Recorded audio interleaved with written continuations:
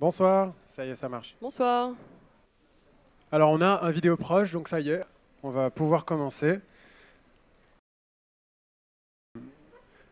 Alors, c'est vachement bien, il y a plein de monde, en plus il y a des gens qui prennent des bières en même temps, c'est exactement ce qu'on veut, que ce soit convivial et que vous puissiez vous sentir chez vous. Et vous allez voir dans 2 secondes. Ouais, n'hésitez pas, hein, je vois qu'il y a des gens qui continuent à prendre des bières pendant l'événement et c'est pas du tout un souci. On voulait remercier la Gaieté Lyrique à nouveau pour l'opportunité d'avoir démarré le Design Fiction Club ici. C'est la séance 3 et vous êtes toujours aussi nombreux, donc ça fait super plaisir et j'espère que vous serez toujours aussi passionnés parce que les discussions sont passionnantes. Léa, peut-être dire un mot pour se présenter rapidement. Bonsoir à tous. Donc, Léa Lipera, je travaille chez Design Friction, un studio qui fait du design fiction, comme son nom l'indique. Et aussi chez Casus Ludi, une entreprise qui s'intéresse à la médiation par le jeu et qui fait des expériences interactives par le jeu. Voilà. Donc merci beaucoup d'être là et puis on va y aller, on va rattraper notre retard. Ça va être super. Alors, Max Molon, je suis designer, en tout cas à la base, je suis designer graphique et j'ai designer d'interaction. Je travaillais dans le domaine des interactions homme-machine et on va dire en R&D en particulier, à trouver des applications dans le domaine des nouvelles technologies et du numérique dans différents endroits comme Orange Lab ou les Bell Labs. Puis peu à peu, je me suis orienté vers le design fiction il y a 7 ans maintenant. J'ai commencé en Suisse à la Haute École d'Art et Design où j'ai eu des profs qui avaient on va dire, entre autres, inventé cette chose-là, cette manière de pratiquer le design. Et, et en fait, ça fait 5 ans, moi, que je fais une recherche de thèse en doctorat sur cette démarche du design fiction. Et ça fait maintenant une vingtaine d'années que des démarches qui s'appellent design critique, design spéculatif ou design fiction ont apparu. Et on en vient à un point où en tout cas, moi, j'ai voulu démarrer une dynamique de pérennisation de ces approches pour donner, en tout cas en France, un lieu pour en parler, pour une communauté pour se retrouver et puis ne pas faire que parler de design fiction, mais aussi le pratiquer. Donc on aura des workshops dans l'année. Donc là, c'est un rendez-vous mensuel, mais on va avoir différents types de formats, plutôt table ronde, plutôt atelier, plutôt débat ou carrément par la pratique des workshops. Ouais, le prochain rendez-vous, si vous voulez vous rappeler, ça sera la séance 4, c'est le 19 décembre, ici même, un mardi soir à 19 h. Et ça, c'est ce que je viens d'expliquer, donc les différents types de formats. Alors, j'ai qu'un seul bras, je suis désolé, je vais devoir faire des... Je vais m'asseoir dans 2 secondes. Le but, c'est surtout de regarder les écrans plutôt que moi. Et ça, c'est à ça que ressemble le format habituel du Design Fiction Club. Et là, on a un peu tout changé. D'habitude, on fait une intro assez large pour que tout le monde puisse s'y retrouver. Et ensuite, on a un débat. En fait, on va démarrer direct avec le débat ce coup-ci. On va montrer un projet, on appelle ça Fight Club, parce que c'est un peu un trait d'humour, mais le Design Fiction Club, c'est un Fight Club quand on montre un projet, qu'on essaie d'avoir un débat collectif. C'est aussi un ciné-club quand on est plutôt dans une phase de revue de projet. Et c'est ce qu'on va voir tout à l'heure, un certain nombre de projets de suite pour se faire une culture commune de qu'est-ce qui existe dans les approches. Et du coup, on joue avec ce mot-là. Les workshops, on appelle ça Poney Club, parce que le but, c'est de mettre les mains dans le cambouis. Puis, voilà. Donc ça, c'était juste pour le petit trait d'humour. Donc on va démarrer, non pas par la grande phase d'introduction et d'analyse. Bonjour, bienvenue. On va commencer, plutôt qu'expliquer ce que c'est que Design Fiction, on va montrer. On va faire un débat. Bonsoir. Et je vais m'asseoir. Par ici, oui, par là. Donc pour les personnes qui ne sont pas encore venues aux séances précédentes, vous aurez une perception de ce que peut être le design fiction en découvrant ce projet. Puis un petit peu plus tard, je referai un rappel de qu'est-ce qu'on entend par ce terme de design fiction, qu'est-ce qu'on a pu dire dans les séances précédentes. Et plutôt que démarrer par ça, on avait voulu démarrer par vous donner la parole et découvrir un projet. Donc, le design fiction en images. Alors pour ceux qui sont allés voir sur le groupe Facebook, on avait publié ce projet pour permettre aux personnes de le consulter en avance. The After Agri, c'est le nom d'un projet de 2 designers londoniens qui ont voulu explorer finalement quelles pourraient être différentes manières de vivre après une ère l'ère que l'on connaît aujourd'hui de l'agriculture de masse. Ici, on aurait d'autres manières de se nourrir. Eux, ils sont en particulier intéressés sur comment ces manières de se nourrir changent, comment la société s'organise. On ne va pas détailler les différentes zones qu'ont mis en valeur les designers, on va détailler qu'une seule, celle-ci en vert, dans les zones plus maritimes, où les deux designers ont imaginé qu'on pourrait se nourrir d'algues. On pourrait se nourrir d'algues. Je vais expliquer. Alors, ils se sont inspirés d'une découverte qui a été faite par deux scientifiques, Deborah Mackenzie et Michael Lepage, qui ont découvert ce qu'ils ont appelé les plantimales. C'est des sortes d'animaux, donc là en particulier c'était des poissons, c'était dans le domaine maritime, des poissons qui accueillent dans leur corps des algues, des micro-algues, toutes petites algues, qui permettent à ces poissons de pas uniquement se nourrir en chassant d'autres poissons, mais aussi en faisant de la photosynthèse comme une plante, grâce aux algues. Ce qui veut dire, donc là on a le petit schéma de ce qui s'appelle une endosymbiose. Ce qui veut dire que là, ils laissent se nourrir un autre organisme pour pouvoir se nourrir eux-mêmes. Ils vont même nourrir l'organisme qui est la petite algue pour pouvoir survivre. De la même manière, on pourrait imaginer, donc c'était l'inspiration qu'ont eu ces designers, de se dire pourquoi on ne pourrait pas nous-mêmes s'inspirer de cette chose-là et se servir de microalgues. Donc, en finalement laissant, c'est la petite phrase que j'ai écrite sur le groupe Facebook, et si nous laissons notre petit déjeuner se nourrir de nous avant de le consommer. Ici, par exemple, les microalgues se nourrissent de CO2. Les designers ont imaginé qu'on puisse utiliser notre souffle pour nourrir les algues, les faire proliférer, et ensuite manger ces algues, ce qui veut dire que finalement une nouvelle relation symbiotique s'instaure entre les êtres humains et les algues, et de cette nouvelle relation naît une autre conséquence qui est qu'on n'a plus besoin de champs de culture de masse. On devient nous-mêmes le champ, c'est-à-dire qu'on cultive nous-mêmes la nourriture avec notre souffle, en soufflant sur les algues. Et donc imaginez ce dispositif. Léa, peut-être que tu veux nous présenter ce dispositif. Donc ça c'est le masque qu'ils ont imaginé. En fait, les algues et les micro-algues sont dans les tubes qui, eux, vont recueillir le souffle du porteur. Et donc... ensuite, ces algues vont grandir grâce à la photosynthèse et on peut ensuite les déguster. Grâce au souffle, elles grandissent. Voilà, le CO2 permet de faire grandir les algues qui ensuite vont être mangées par le porteur. Voilà. Et si on veut... Pardon, j'ai pris une bouchée de sandwich pendant qu'elle parlait. Je peux faire durer si tu veux. Ouais, je veux bien, ouais. Donc, ça... Voilà, alors après, ils ont imaginé qu'on puisse auto-cultiver ces algues à plus grande échelle. Et donc, il fallait des tanks remplis d'eau pour pouvoir nourrir les algues en plus du CO2. Et ces algues, une fois découpées et agencées, pouvaient faire des plats. On pouvait faire des plats grâce aux algues. Et du coup, pour pouvoir cultiver en plus grande quantité, puisque, comme vous l'avez vu dans le schéma précédent, c'est vraiment le souffle qui permet à ces algues de grandir, c'est leur nourriture à elles. Ils ont imaginé à faire appel à des professionnels du souffle pour pouvoir cultiver des algues en plus grande quantité. Donc, par exemple, à des chanteurs d'opéra qui ont une maîtrise du souffle dédiée au chant, mais là, du coup, qui pourrait être modulée pour être dédiée à la pousse de l'algue. Et on a un petit exemple en vidéo. Si ça démarre, voilà.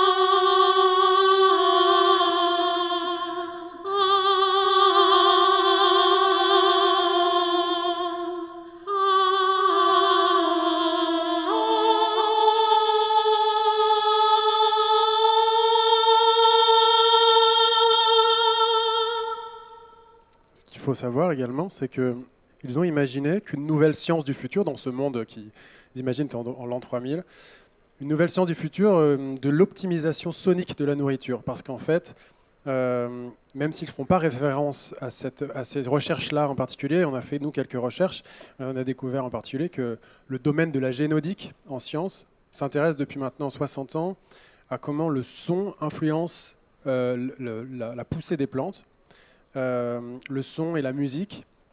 Et sans même avoir fait référence à ce champ-là de la science, vous avez imaginé que le champ de la personne ici à droite pourrait permettre d'avoir des goûts plus acides ou plus amers ou de changer le goût des plats qui seront cuisinés. Donc ils ont fait appel, on voit à gauche, à un maître sushi qui prépare des plats. Donc c'est une performance qui était au Victoria and Albert Museum, un musée à Londres, musée du design, entre autres, et qui prépare des plats qui ont différents goûts en fonction de comment a chanté la personne.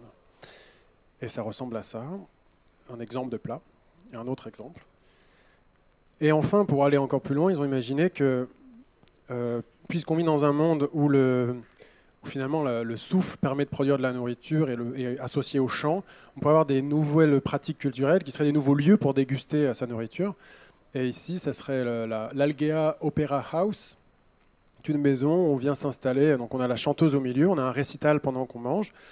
On a le chef qui est caché derrière. Et on a en verre un courant d'eau qui permettent de faire flotter les plats qui sont servis par le chef et dont le goût des plantes est influencé par la chanteuse.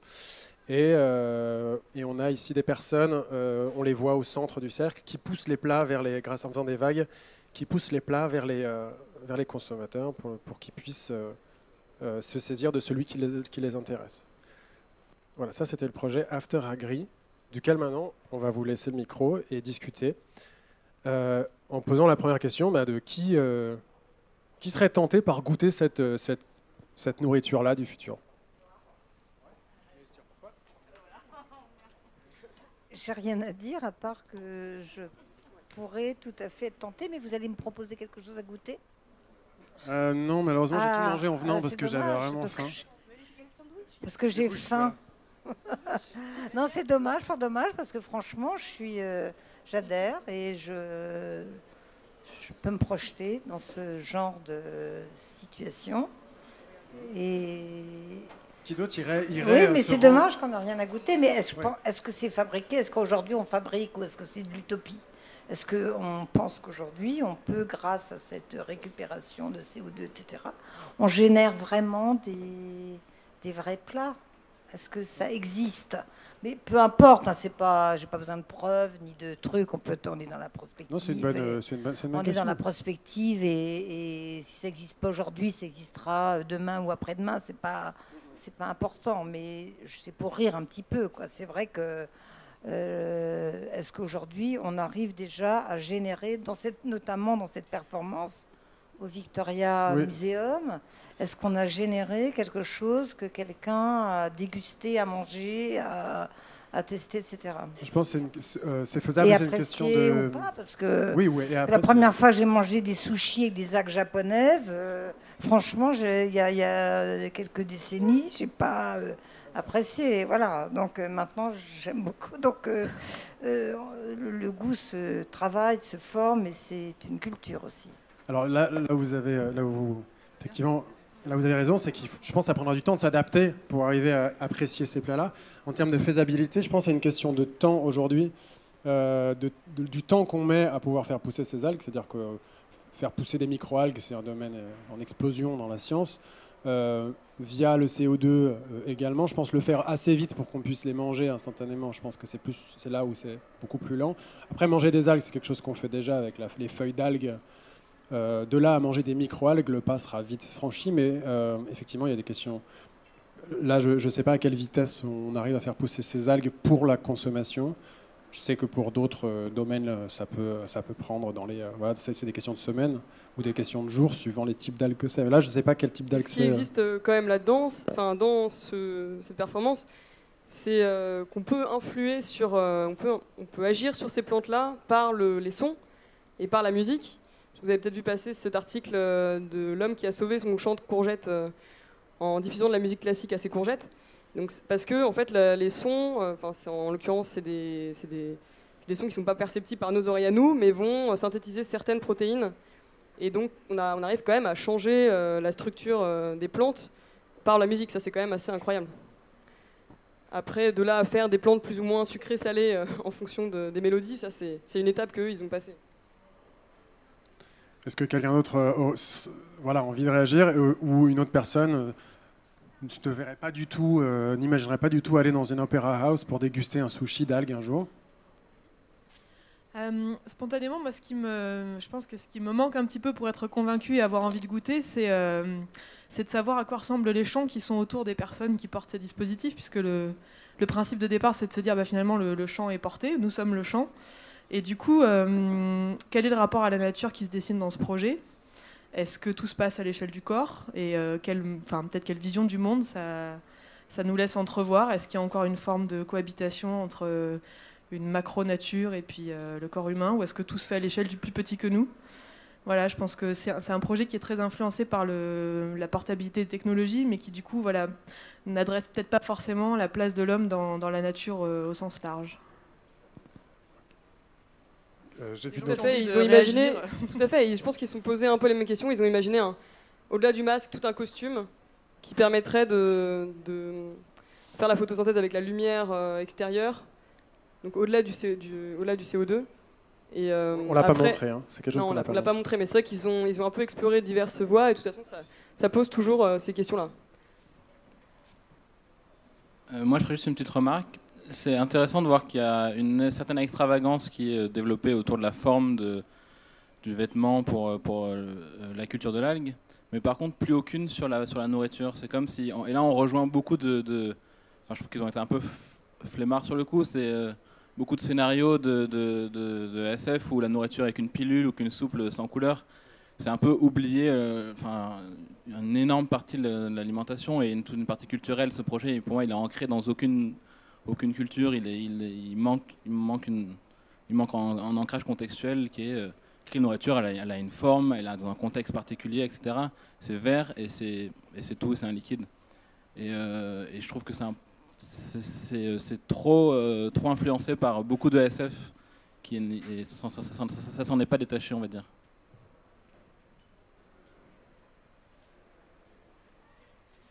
Moi, je me pose la question de... En fait, j'aime bien l'idée qu'on puisse être le propre producteur de notre nourriture, mais je me pose la question de est-ce qu'il y aurait des personnes, celles qui ont beaucoup plus de souffle que d'autres, qui seraient exploitées un peu comme les animaux dans les élevages actuellement, et que du coup, il y aurait des personnes qui seraient désignées pour nous nourrir, à être exploitées, à donner leur souffle, tout ça. Surtout s'il n'y a pas cette notion d'instantanéité, est-ce qu'ils sont dans des blocs à respirer toute la journée pour qu'on puisse manger le lendemain? Enfin, je sais pas. Ouais.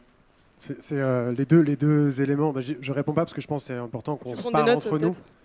Normalement, alors pour que vous sachiez, normalement quand j'ai deux bras, j'écris soit sur le panneau blanc ici, soit en vidéo projette en énorme, et j'écris sur une tablette les thématiques du débat qui émergent. Malheureusement, on va juste devoir le faire en petites notes là parce qu'on n'a pas tout le matériel, dont mon épaule. Mais plutôt que répondre à vos questions, vous répondez entre vous. En fait, c'est aussi ça c'est pour ça que je garde le silence. Juste une réaction spontanée à cette remarque sur les gens qui auraient plus de souffle. Moi, je pense à ceux qui en auraient moins. En fait, j'ai pensé tout de suite aux asthmatiques en me disant, les asthmatiques, ils vont être maigres. Et puis, voilà, les chanteurs vont être bien nourris et ça va créer de nouvelles inégalités. Et comment on gère ça, quoi.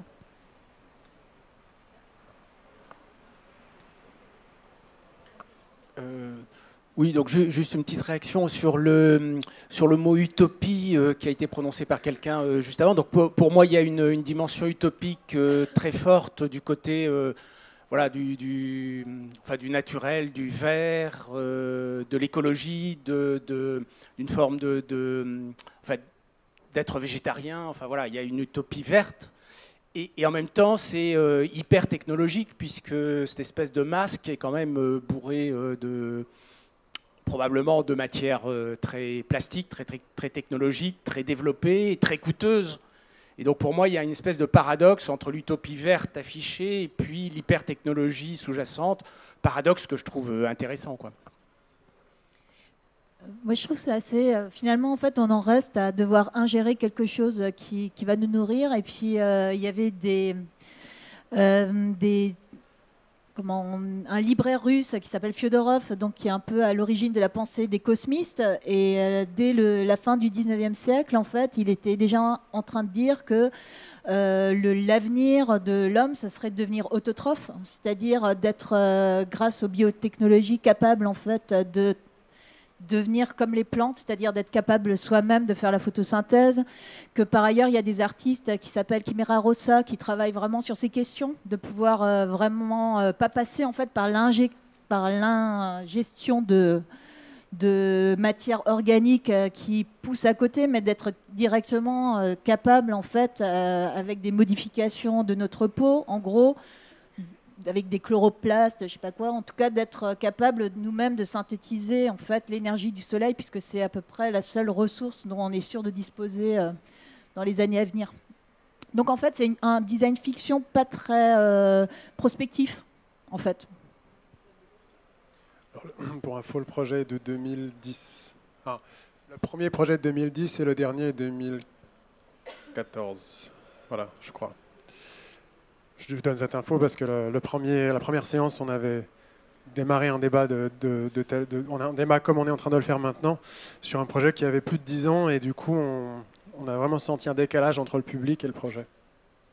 Ouais, merci. Ouais, ça me fait penser un peu à une question un peu tarabiscotée.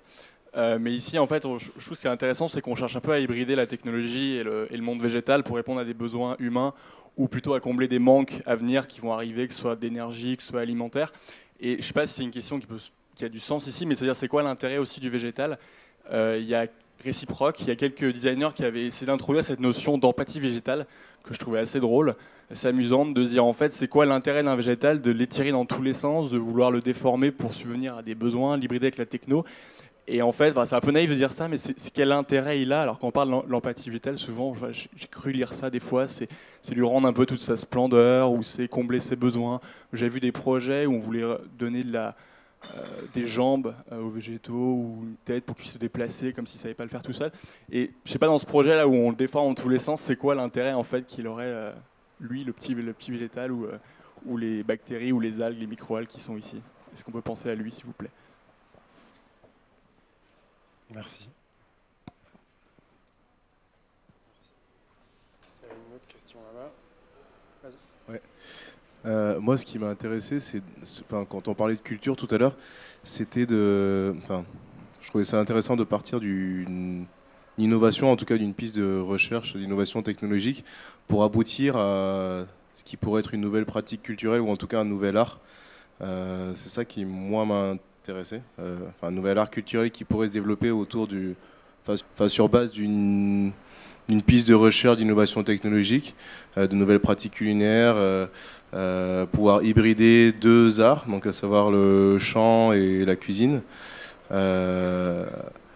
Voilà, c'est très court, mais c'est ce qui, moi, c'est le recul et la prospective. En fait, quand on parle de prospective, c'est la prospective qu'il puisse y avoir à partir de ce type de recherche qui m'a interrogé. Au cas où quelqu'un autour de toi le veuille, tu en es déjà deux.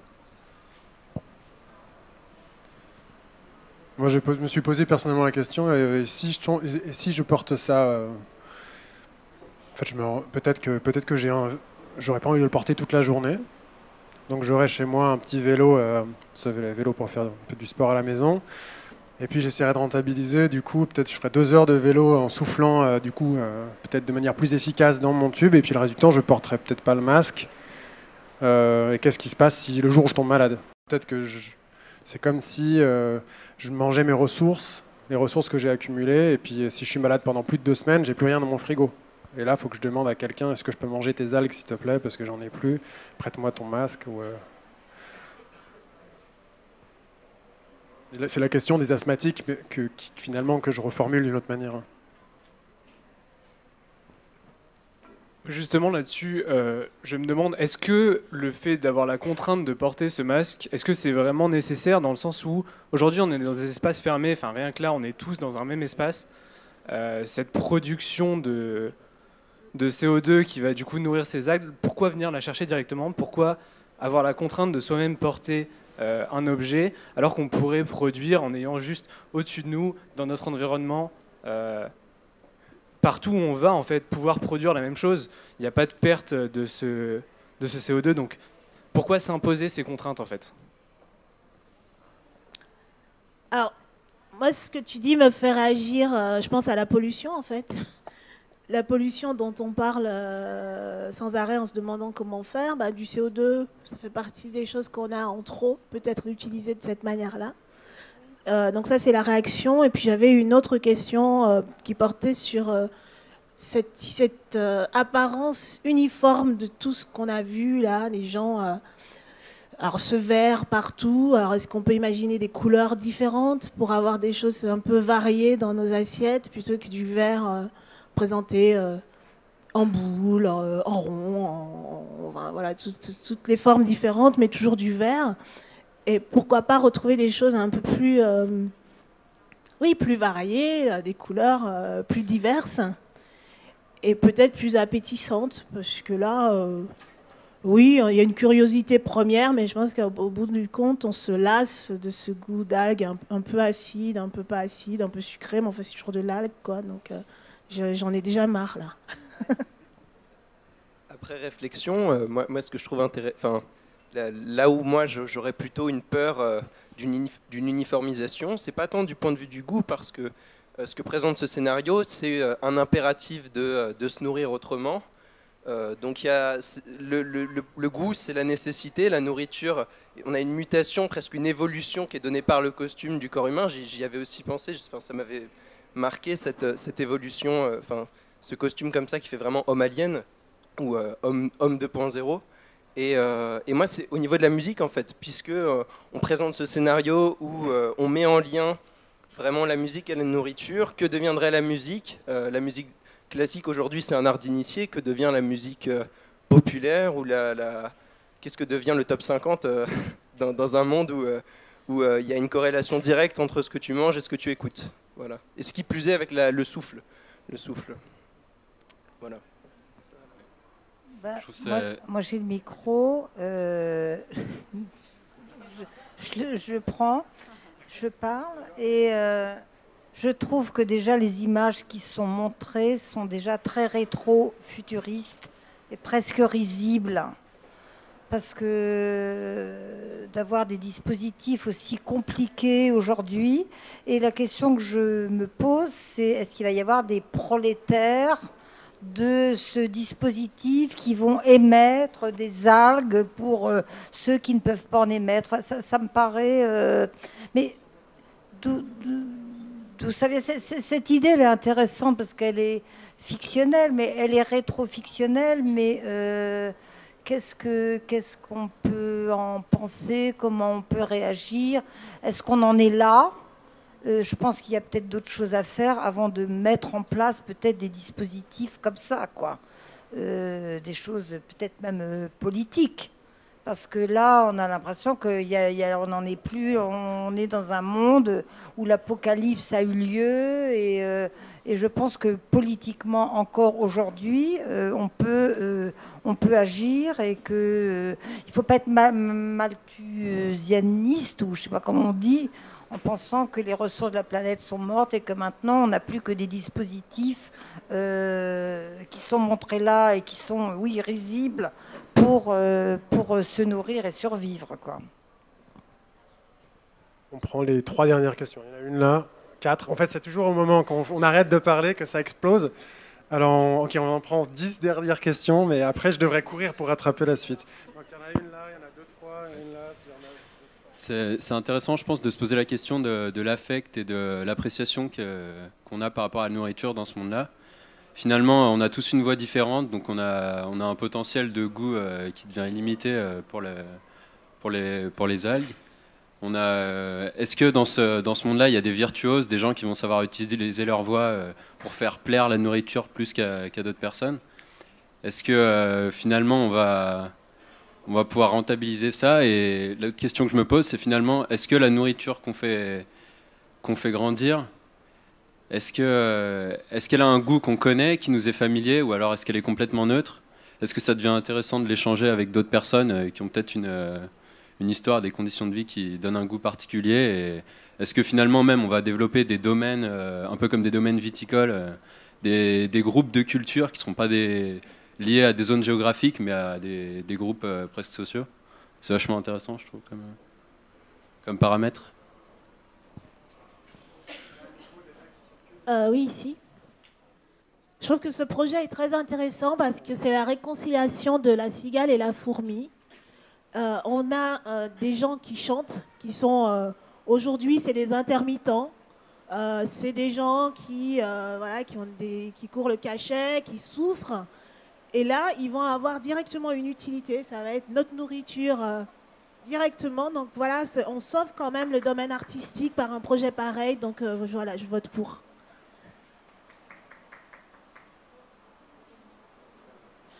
Non, je voulais juste ping-ponger avec la personne qui est juste devant moi.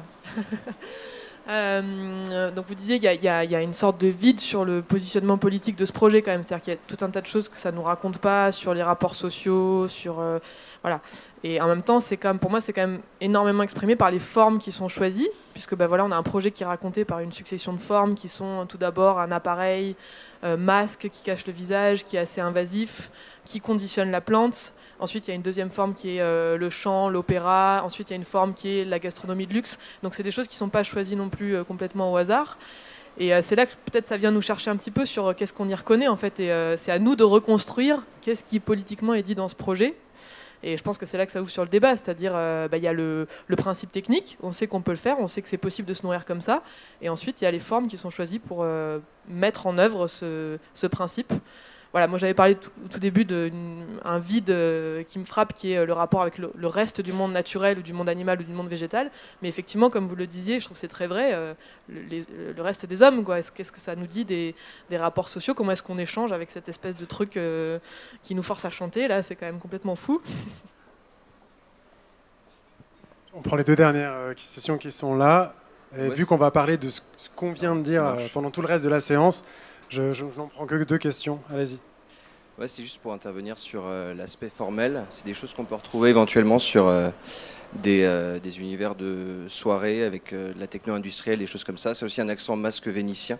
Donc ça a aussi un côté musique populaire et rétrofuturiste qui pourrait clairement s'intégrer aujourd'hui dans des écosystèmes de type nocturne. Si la journée on a la lumière du soleil, la nuit on aurait peut-être des lumières type LED comme pour les cultures hydroponiques. Et voilà, merci pour... Et du coup, pour ping-ponger sur ce qui a été dit par ici, en fait, je me pose vraiment la question de savoir si ça a été volontaire de penser qu'un repas pouvait s'extraire aussi de son rôle de moment de médiation et vraiment d'échange et de construction sociale. Et je me demande si c'est pas ça non plus qui a été pensé à travers cette forme de rituel qui est quand même assez particulier et loin d'un moment de médiation vraiment à proprement parler. Mais voilà, question ouverte. Merci beaucoup.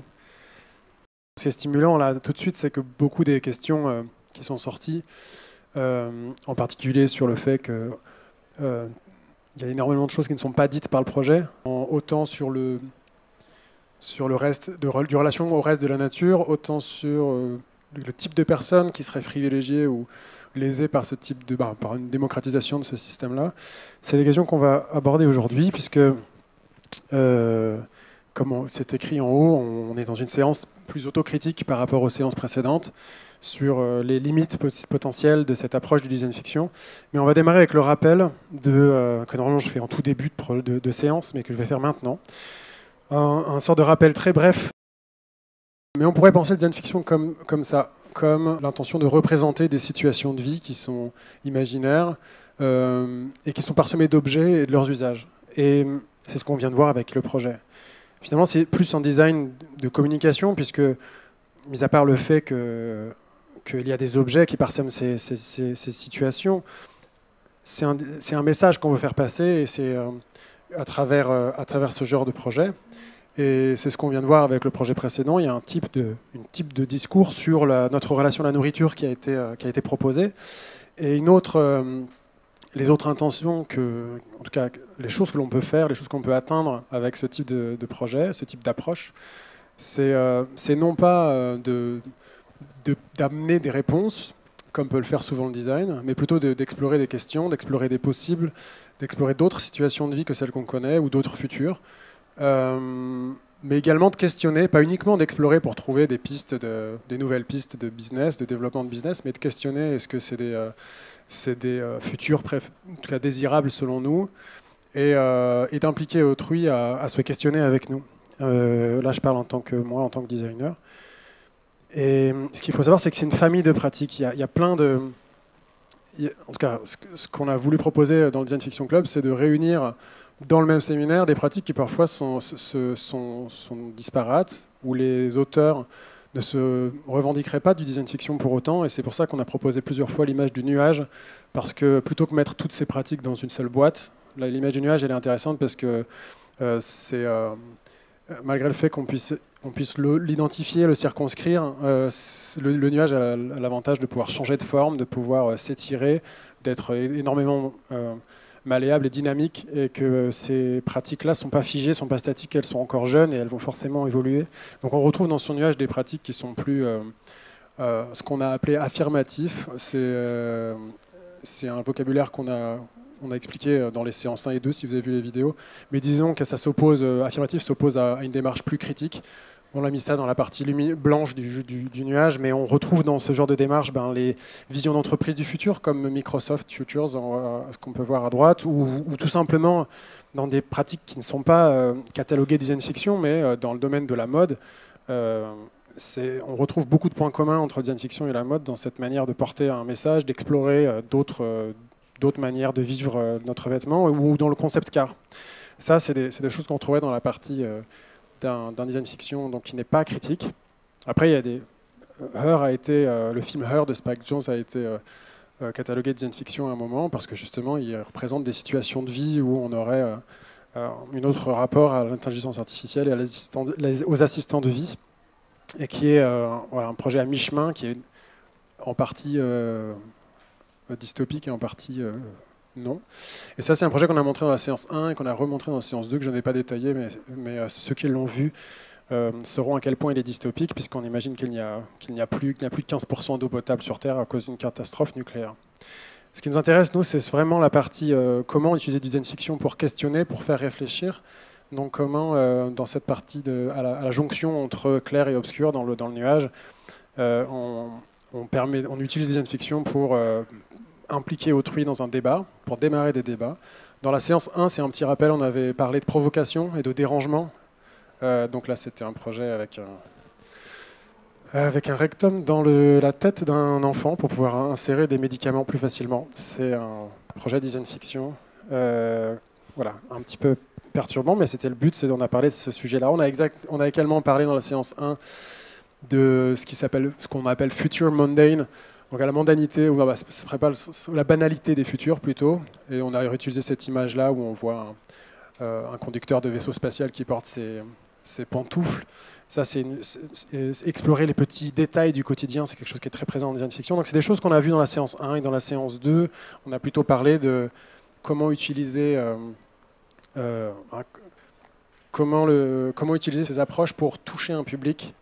Donc c'est l'idée qu'en fait, on ne va pas faire un projet de design fiction en le laissant voguer après n'importe où, dans n'importe quel contexte. On va essayer de penser à qui va recevoir la design fiction. Et dans la conception de la design fiction, idéalement, on va différents degrés d'implication des publics. Soit on leur présente le projet, soit on le fait avec eux, soit on leur fait faire le projet. Ce qui demande du coup de développer des outils pour permettre à ces participants de s'approprier les méthodes de conception. Donc voilà, plusieurs approches différentes. On vous renvoie à la séance 1 et 2 en vidéo si vous voulez un peu approfondir. On essaye de gagner du temps pour vraiment avoir une discussion à la fin sur ce sujet-là, séance 3. Comment dénicher nos propres angles morts. Et donc après, le petit rappel, la partie qu'on appelle Ciné Club, c'est une revue de projets. On va montrer une sorte de collection, d'une multitude de projets, comme on fait à chaque fois, qui, sans se concentrer vraiment sur l'intérieur, le contenu du projet, nous montre plutôt comment ils ont des points communs. Et c'est Léa qui va présenter cette partie. Donc on va vous montrer plusieurs projets. L'idée, c'est vraiment, on va pas rentrer dans du binaire de c'est bien, c'est pas bien, c'est limité, c'est pas limité. On va vraiment essayer de tourner ces projets pour en examiner plusieurs facettes et s'interroger à mettre le doigt sur certaines critiques qu'on peut leur adresser. On va montrer des projets. C'est important de préciser qu'il n'y a pas que des design fiction, il y en a, c'est des vrais produits commercialisés, auquel cas on vous précisera. Parfois on ne sait pas en fait si c'est des vrais. Enfin, on a du mal à croire que ce soit des vrais produits, mais peut-être. Et enfin, dans les critiques qu'on va formuler ou les stratégies qu'on a identifiées pour diffuser et communiquer sur ces design fiction, il y a des critiques qu'on formule qui sont aussi de l'ordre parfois des critiques spéculatives, plutôt des peurs en fait, des craintes de ce qui pourrait se passer. Et d'autres, c'est vraiment des critiques avérées qui sont... Voilà. Et les pastilles, tout simplement, c'était pour dire que vis-à-vis de ces stratégies, on va vous montrer une collection de stratégies. Voilà, c'est la première ligne, mais à la fin, on aura toutes les lignes qui seront remplies. C'est cette collection de stratégies. Certains projets s'en sortent plutôt bien, d'autres, justement, se confrontent à ces critiques, et ces limites qu'on va essayer d'identifier. Et c'est pour ça qu'il y a des petites pastilles pour se repérer quand c'est des projets qui s'en sortent bien ou moins bien. Voilà. Encore une fois, c'est un parti pris de notre part de considérer ces critiques-là. C'est une interprétation aussi. Donc, le premier projet dont je vais vous parler, ça fait écho à la séance 2. On se demandait, mais finalement, qu'est-ce qui se passe une fois qu'on a fait du débat ?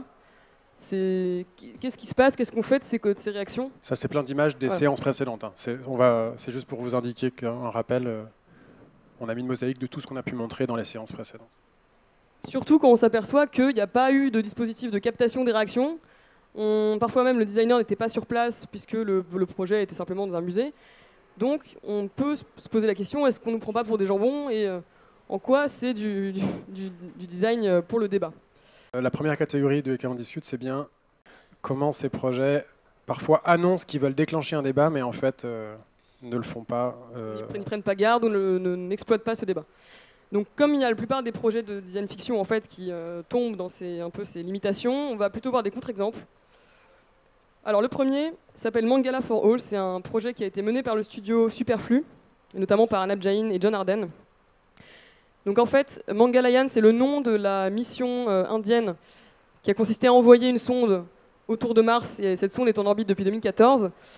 Et ils sont intéressés à ce que les populations locales, donc en l'occurrence de la ville d'Ahmedabad, où est localisée l'Organisation pour la recherche spatiale, ce que les populations pensaient de cette mission, comment elles la percevaient, est-ce que c'était selon elles une volonté du pays de changer, de faire changer la perception sur ce pays-là, donc de passer vraiment à une idée que l'Inde,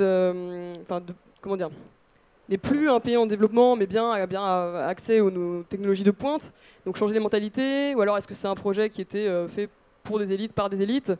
Est-ce que c'était un symbole de progrès et de développement ?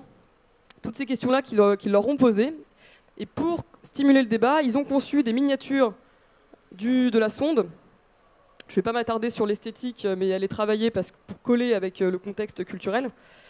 Et derrière, ils ont exploité ces débats pour vraiment les communiquer à l'Organisation pour la recherche spatiale et les intégrer dans des programmes éducatifs pour les communautés locales. Donc il y a un vrai effort de travail là-dessus et de s'intéresser à les réactions provoquées par la design fiction.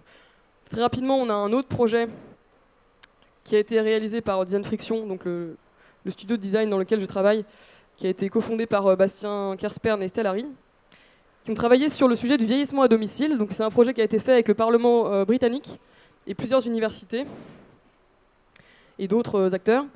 Ce qui s'est passé, c'est qu'ils ont fait des séries de workshops avec les communautés concernées, donc les personnes âgées en l'occurrence, pour voir comment ils voudraient s'organiser pour vieillir potentiellement chez eux. Est-ce que c'était un souhait ? Est-ce que ça leur a été facile ? Est-ce que ça leur a été autorisé, etc. Et ces projets ont mené à Soulage, donc un prototype qui incarne le monde de demain. Donc en fait, c'est un bracelet qui permet, quand on appuie dessus, de s'euthanasier chez soi, en toute autonomie. Et donc volontairement provocateur, qui a permis de générer beaucoup de débats. Et ensuite, ces réactions ont été partagées avec des agents des agents de service public et aussi les membres du Parlement et ont été exploités avant le vote d'une loi sur le vieillissement à domicile. Donc là encore, on a cette envie que le design fiction serve pour attaquer des problématiques sociales, sociétales et faire bouger les choses. Et je rajoute que, ces deux exemples-là viennent faire le contre-pied du projet précédent qu'on a pu montrer. Le projet des algues est comme beaucoup des projets de design fiction, ils sont exposés dans un musée où il y a une performance devant le musée, le V&A Museum, mais ça s'arrête là. En termes de, pourtant, souvent ils annoncent qu'ils font leur travail pour démarrer des débats de société, mais en fait, jamais ils vont se confronter à un public ou aller collecter des réactions. Donc ça, c'était le thème de la séance 2, et les deux projets que vous venez de voir font le contre-exemple. Ils montrent comment aller collecter ces réactions et vraiment recueillir des participations.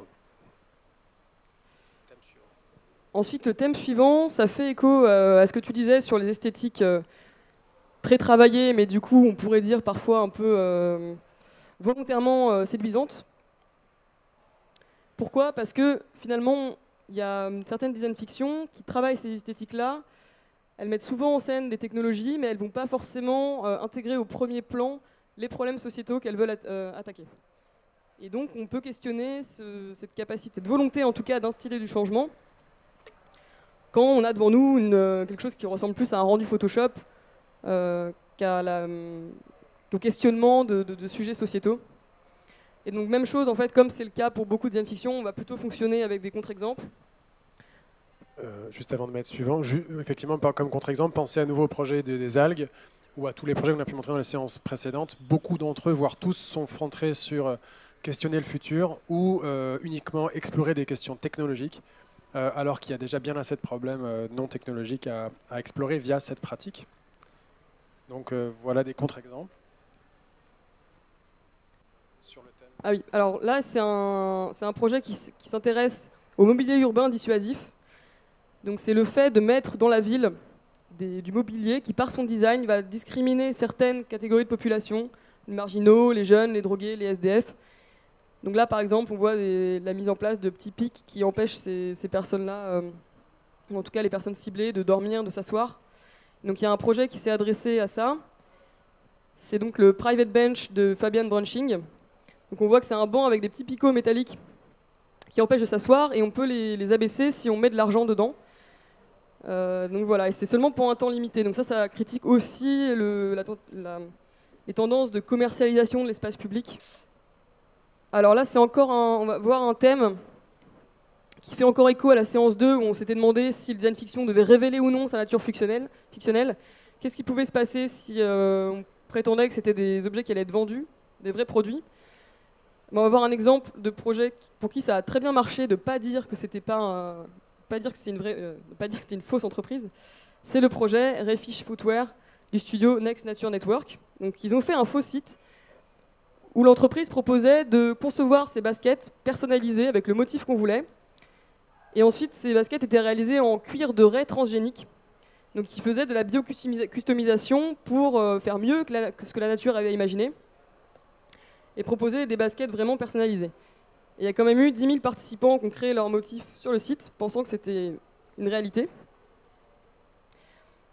Et ils ont poussé très loin la design fiction, puisqu'ils ont fait plusieurs prototypages. Donc là, ils ont fait, par exemple, une fausse vidéo du patron de l'entreprise qui déclare qu'il y a eu une effraction dans les locaux par des activistes défenseurs des droits des animaux, et qu'ils ont capturé des raies transgéniques, qu'ils les ont relâchées dans la nature.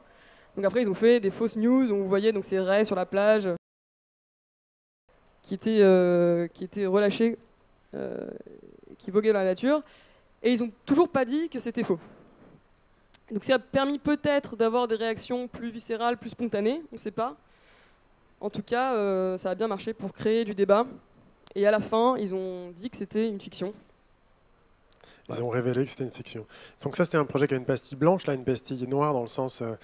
c'est un projet qui a voulu explorer cette stratégie du canular, mais pour qui ça s'est passé un peu moins bien. Enfin, disons, ça a extrêmement bien marché. En fait, c'est pas qu'ils ont voulu... James Auger, 10 000 oiseaux, alors moi, je les ai interviewés récemment pour savoir si c'était un choix d'avoir utilisé la méthode du canular. En fait, pas du tout. Ils ont fait ce projet en tant que projet de diplôme à l'époque au Royal College of Art à Londres. Et ils ont gagné un prix à un musée de sciences qui a voulu faire de la com sur ce travail. Et ils ont tellement bien fait leur boulot que le Times a fini par à le mettre en médaillon de leur couverture de 2001, d'une de leurs éditions de 2001, comme l'innovation la plus cool de 2001. Ça a explosé dans les journaux. Et il m'a dit, James, qu'on est maintenant 16 ans plus tard. Il reçoit encore aujourd'hui des mails de différents types, des mails d'intérêt de personnes qui veulent investir dans le projet, des mails de menaces de personnes qui disent ne faites surtout pas ça. C'est allé jusqu'au point où Jimmy Loiseau a été pris en filature par un fou furieux qui pensait qu'on lui avait implanté une de ses dents là et qu'il le suivait partout chez lui, partout dans son quartier pour essayer de le capturer. Il a été mis sur écoute. Bon, là, c'est allé super loin. Sans jamais finalement que le débat sur la chirurgie invasive ou la miniaturisation de l'électronique décolle pour de vrai. En fait, on a eu des réactions très superficielles, très puissantes, mais très superficielles.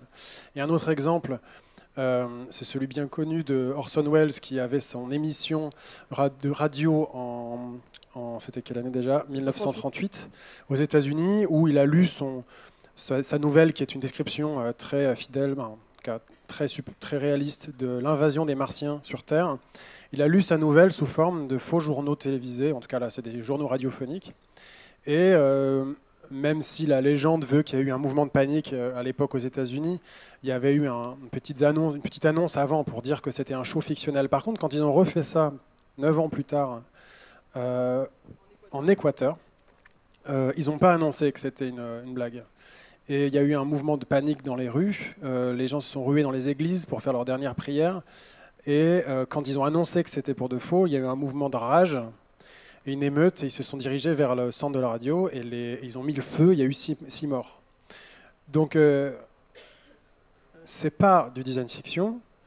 En revanche, le principe du canular, c'était pour montrer qu'il est très proche du projet précédent de G. Loiseau.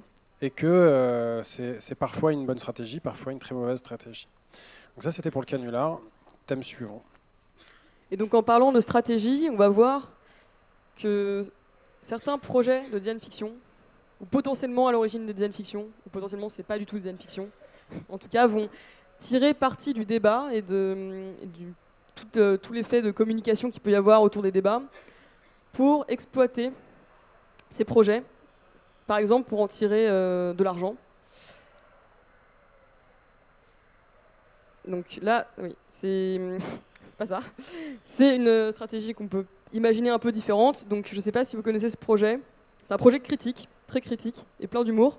C'est le No Phone de Ben Langeveld et Ingmar Larsen, qui critique notre addiction au smartphone, le fait qu'on est constamment déconnecté du monde réel. Et il propose une alternative, donc, qui est un téléphone qui ne fait rien, vu que c'est un bout de plastique.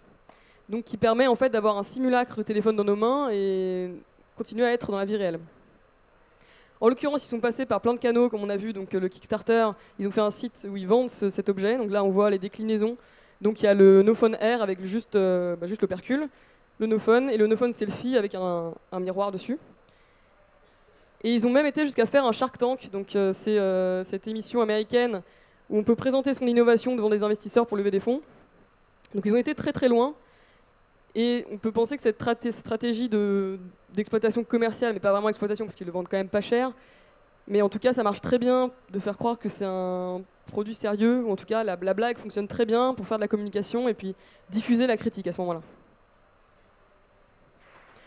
Ça c'est un projet, c'est pas un projet, c'est une réalité très récent. C'est la tente cache Faraday de KFC.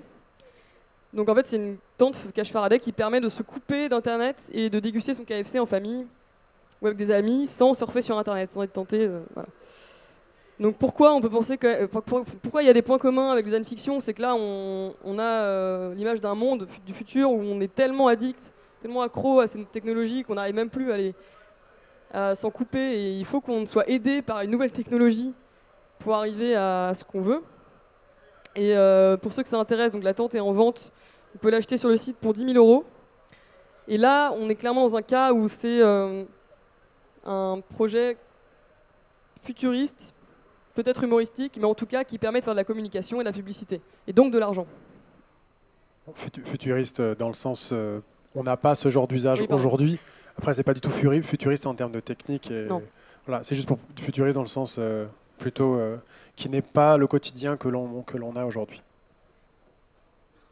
Ça non plus, c'est un quotidien qu'on n'a pas. En tout cas, moi, je n'ai pas. Non, mais je n'ai pas aujourd'hui.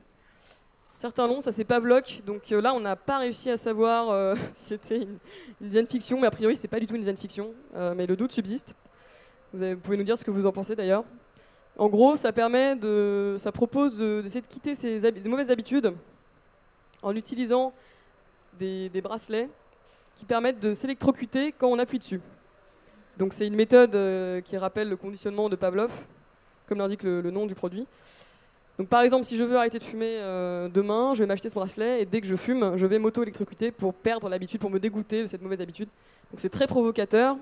Ça pourrait être vu comme une très forte critique de la manière dont nous nous reposons sur les technologies pour changer, sans faire preuve finalement de plus de volonté que ça.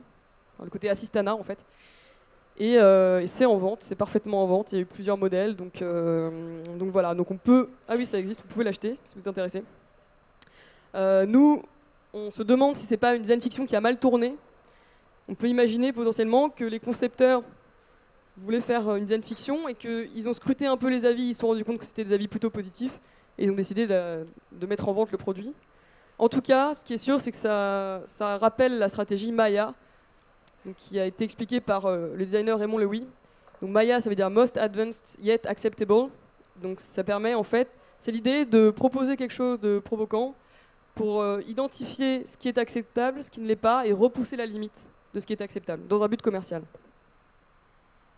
On va s'intéresser à un risque qu'on a identifié, c'est quand la design fiction, entre guillemets, tombe entre les mauvaises mains et est décontextualisée du contexte dans lequel elle aurait dû se trouver. Et donc, potentiellement, le fait que ce ne soit pas un futur préférable qui est présenté peut conduire à ce qu'on veuille réaliser en tout cas mettre en vente les produits et donc, finalement, accélérer l'apparition des futurs qui est présenté. TreePax, the first device ever to convert polluted air into fresh, mineral-enriched air.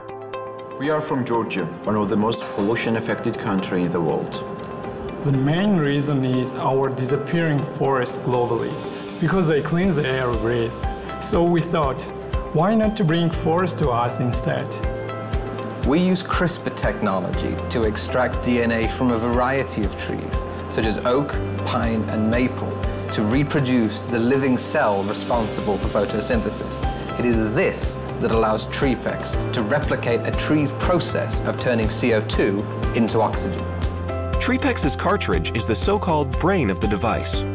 It is able to produce the same amount of oxygen as a mature tree. TreePax is unique in a variety of ways. It not only controls its own bioactive process, but also informs you when the cartridge needs to be replaced. We intensively work with our designers to develop a very refined, modern, and easy-to-use product.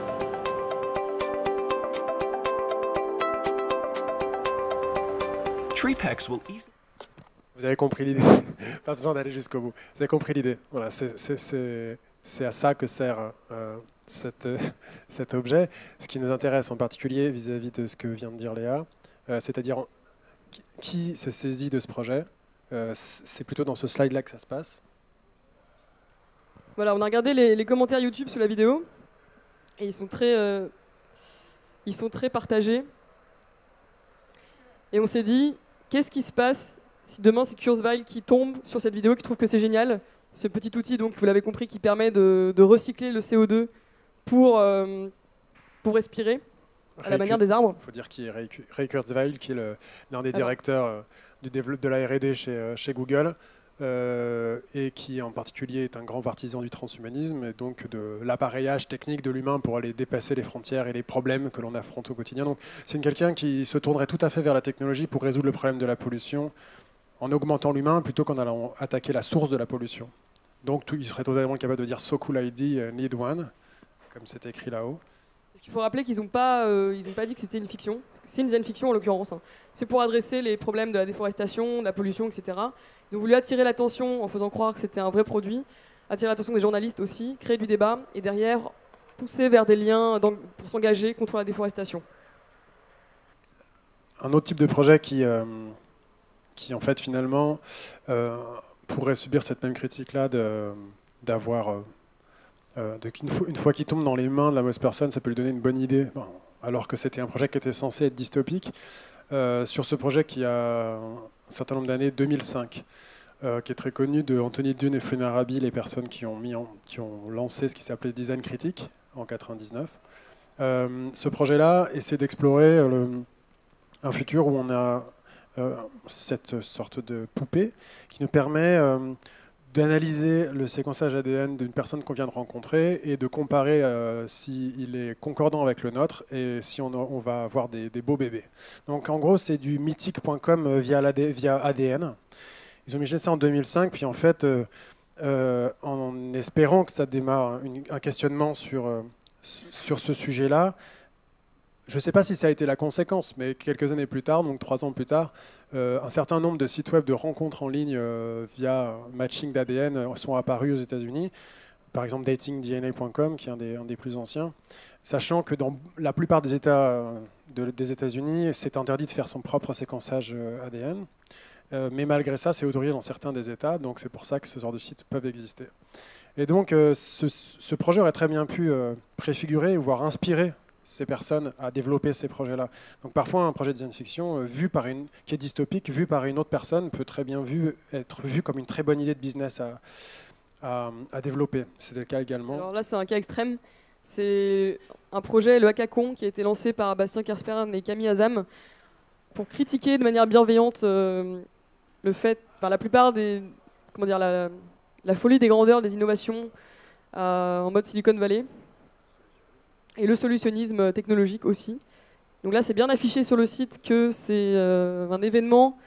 Donc c'est un événement qui en fait propose de prototyper des innovations les plus absurdes et débiles les unes que les autres. Et c'est bien indiqué que c'est sur le ton de la blague, mais ils ont eu des propositions, certains projets d'investisseurs qui voulaient lancer les projets. Donc dans le tas, je lui dis juste, c'est quand même c'est drôle, il y a eu un outil pour permettre aux conducteurs de métro de refermer les portes des métros sur les gens. Et il y a eu Mietissimo, qui était un outil qui permettait une techno qui permettait de disposer des miettes sur la table pour rappeler la bonne ambiance des brunchs en famille le dimanche. C'était une sorte de Roomba qui, au lieu d'aspirer les miettes, les distribue sur la table. Donc ça, c'était le thème des projets quand on les décontextualise. Et là, on va commencer à rentrer dans le dur et en fait dans les sujets qui ont été évoqués par le premier débat. Donc les trois prochaines pastilles, les 3 prochains thèmes, en commençant par la question de quelle légitimité a un designer dans ce domaine du design fiction à vouloir démarrer un débat. Quelle est sa légitimité et pour voir ça, on va pas montrer la vidéo en entier. Hein, tu peux parler. Non, oui, voilà. Donc en fait, c'est un projet qui est critiquable dans le sens où il s'intéresse à la question des populations transgenres et ça n'a pas été réalisé par une personne transgenre. Et en tout cas, jusqu'à preuve du contraire, il n'y a pas eu d'effort de collaboration avec ces communautés-là. Et on aboutit à une design fiction qui finalement est assez maladroite et présente le sujet d'une manière assez superficielle et maladroite. Sachant que cet objet, c'est une ceinture qui permet de vivre l'expérience des menstruations, donc des règles, quand on est un homme, pour savoir ce que ça fait. Et ça ressemble à cette ceinture-là qu'on porte donc et qui blesse la personne qui le porte. Mais un contre-exemple. Un bon contre-exemple, c'est le Fag Face Mask, réalisé par Zach Blass, pour critiquer et en tout cas adresser le sujet des technologies de reconnaissance faciale qui risquent en tout cas de stigmatiser, de discriminer certaines communautés. Vous avez peut-être entendu parler de l'algorithme qui reconnaissait en fonction de plusieurs visages si les personnes ciblées étaient homosexuelles ou pas. En tout cas, il questionne ces sujets-là. Et donc ils ont créé, lors d'un atelier avec des personnes non hétérosexuelles, ces masques qui sont en fait un assemblage des visages des participants. Et au final, quand on assemble tous ces visages-là, ça crée ce masque un peu informe qui rend le visage indétectable. Et ils ont après fait des interventions et des performances dans la rue. En tout cas, on a vraiment une approche ancrée terrain et il y a une tentative de sortir un peu de cette tour d'ivoire du designer et de faire avec les publics à qui on s'adresse. Le principe étant que, mis à part le fait qu'on ne porte pas vraiment ce masque dans la rue, le but était vraiment de soulever des débats sur la reconnaissance faciale utilisée comme outil de discrimination. Et la vidéo est assez longue, je vous encourage à aller la regarder. C'est assez convaincant.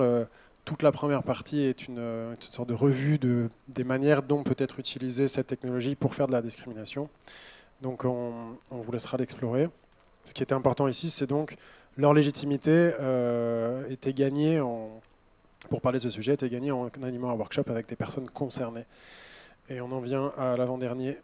Tiens, d'ailleurs, c'est à moi qui présente ça. Les angles morts, ses propres angles morts quand on démarre un projet de design fiction.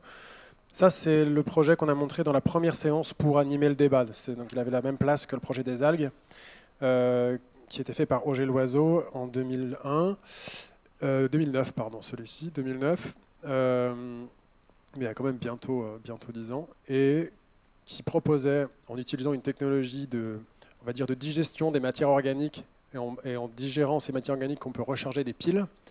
On proposait d'utiliser cette technologie et la mettre en dessous d'un cercueil pour non plus digérer des matières, normalement du compost, mais pour digérer des corps humains, et donc d'imaginer une forme de vie après la mort qui serait cette énergie qu'on peut, donc sous forme de pile, qu'on peut utiliser dans différents objets en écrivant un testament.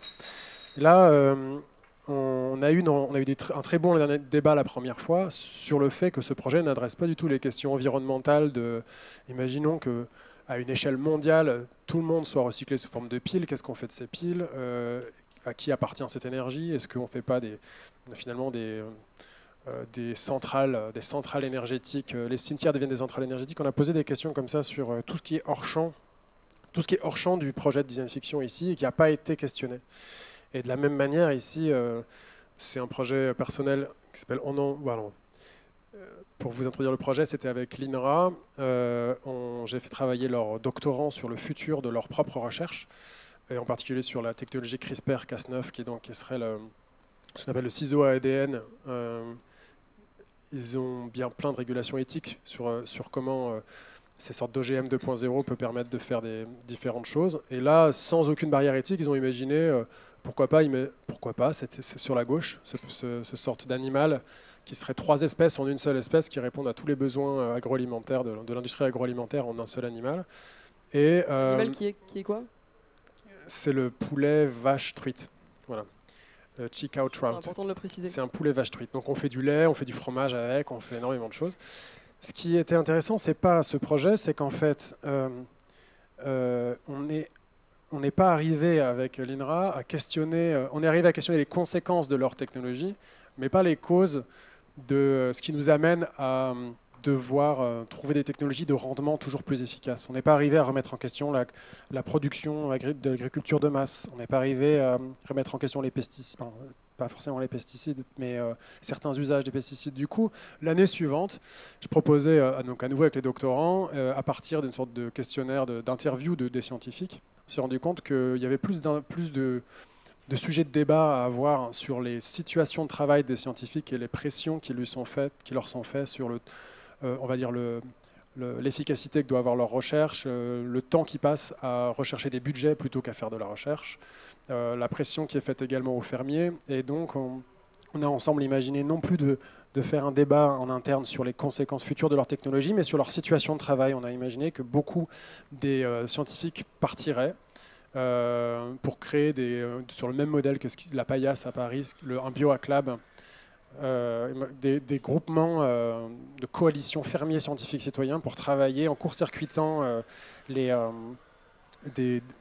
lobbies qui sont des systèmes de pression sur leur financement. Et donc on a fait une sorte de pétition et une fausse manifestation dans les locaux pour stimuler tous les scientifiques à démissionner de l'INRA. Voilà. Donc ça a démarré un débat sur leurs conditions de travail. Ça, c'était pour dire que ce projet a essayé d'explorer les angles morts qu'avait l'INRA. Et enfin, le dernier thème, standpoint en anglais, mais ce qu'on a traduit en français par d'où est-ce qu'on parle quand on fait un projet, est-ce qu'on est capable d'être conscient du fait que notre point de vue sur le monde et sur le futur est limité, qu'on a nos œillères. Donc là, c'est un des plus gros points de critique qu'on peut faire au design fiction, c'est que finalement, les dystopies présentées, c'est des problèmes de riches, enfin, c'est des problèmes de privilégiés, first world problem. Et donc là, vous allez comprendre tout de suite, en fait, c'est un projet de Liam Young et de Tim Mogan, qui s'appelle New City Keeping Up Appearances, et qui présente un futur dystopique où la ville est sous le monopole de Samsung. Et qu'est-ce qui se passe? En fait, il y a un habitant de cette ville qui a le malheur d'avoir acheté une télévision de marque LG au lieu d'une télévision de marque Samsung, et donc il risque de se faire exclure de chez lui. Donc en fait, ce qui semble dystopique, oui voilà, bon, en fait, ce qui semble dystopique dans ce projet, c'est quand même questionnable au regard des travailleurs qui fabriquent ces technologies et du coût écologique que représentent aussi ces nouvelles technologies. Et avoir omis ça, c'est du coup une preuve d'un point de vue d'une posture de privilégié, certainement. Un autre exemple? Un autre exemple, un peu sur la même, dans la lignée, c'est les Social Talkers Crowd-Sourced Relationships de Lauren McCarthy, qui propose en fait d'enrichir nos interactions en présentiel avec des technologies. Donc par exemple, ça c'est lors d'une date où elle retransmet la date en temps réel à des travailleurs qui sont payés pour regarder et pour conseiller la personne sur ce qu'elle doit faire, en fonction de ce qui capte des échanges. Et donc là, c'est un projet qui s'intéresse donc au Mechanical Turk.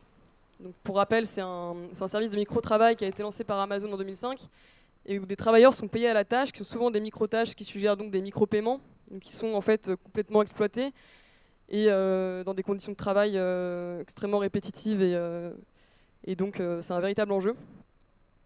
Et elle ne questionne pas du tout en fait ces conditions de travail et ce sujet social, et elle se concentre un peu sur le côté sympa qu'il pourrait y avoir à être aiguillé lors d'un rendez-vous. Bon, après, il faut dire que c'est un projet qui date de 2013, donc on ne parlait pas encore de ça, mais tout de même. Depuis, effectivement, le sujet des micro-travail, maintenant on évoque le micro-travail en termes d'esclavage moderne, donc ce projet ne serait beaucoup moins bien accueilli aujourd'hui. Sachant que c'est un projet qui a gagné des concours de design fiction à l'époque. Je vais pas détailler ce slide-là. Je vais en fait le détailler à travers. Donc ça, c'était la liste de tout ce qu'on vient de présenter. Je vais détailler à travers la petite étape suivante, de manière à laisser un peu de place à la discussion, puisqu'il nous reste une demi-heure, un peu moins. Est-ce que d'abord tout le monde nous suit? Tout le monde va bien? Ouais. Parce que là, on va du coup, je vais essayer de te faire tenir en moins d'un quart d'heure le dernier petit bout avant qu'on ait un quart d'heure de discussion, puis après on a encore une heure mais on sera plus filmé, on sera plus avec des micros. Accrochez-vous, on va essayer d'aller vite. Au revoir. Et merci d'être venu. À bientôt.